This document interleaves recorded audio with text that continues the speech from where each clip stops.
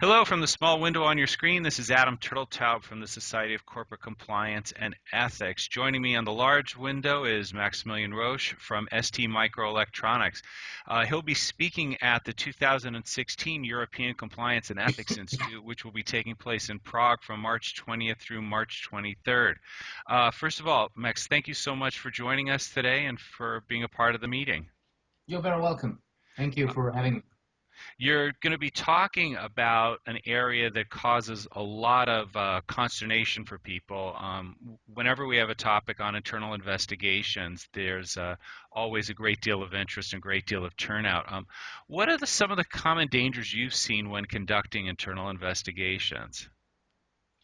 So, first of all, I think what's important to know about the presentation that I want to make is I want to make it from the angle of the in-house internal investigator, as opposed to the internal investigator that's hired from the outside. And to answer your question, I mean, there are a lot of challenges to being an internal in-house investigator.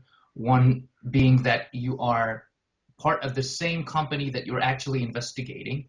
So you're an employee, you're investigating your coworkers, you're investigating people who can one day in your career at some point be your boss or be your someone you work with, you work for, and as such it's something that is a very important component of has a great influence on your work.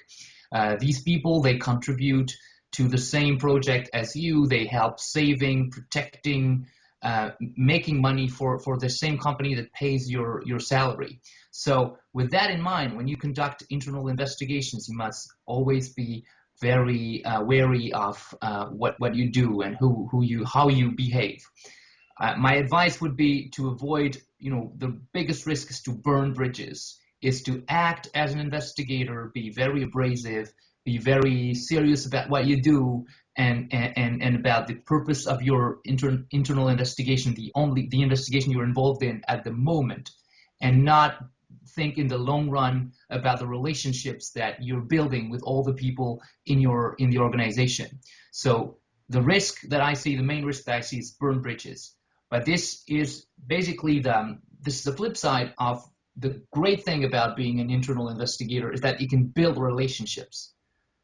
Being an in-house investigator allows you to build relationships with people.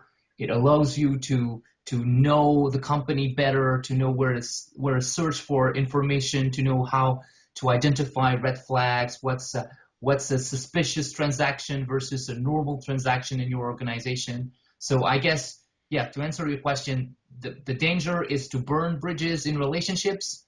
Always be careful, always foster your relationship with the people in your organization.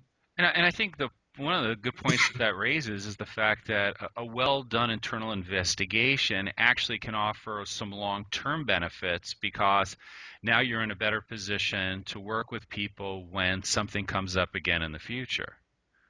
That's exactly my point about relationships. Is once you've done all these interviews of people, some of them may be involved in a fraud scheme, but most of them will be, honest workers trying to do their job well. And if you've been a nice person to these people, and if they understand that you work as a professional, that you're a serious person, but that at the same time you're also a good professional, and you're contributing to the same project as they do, the project of the company, then they will come to you directly when they have a problem. You will learn more about issues in the company, they will trust you more, and this will help you do a better job in the long run.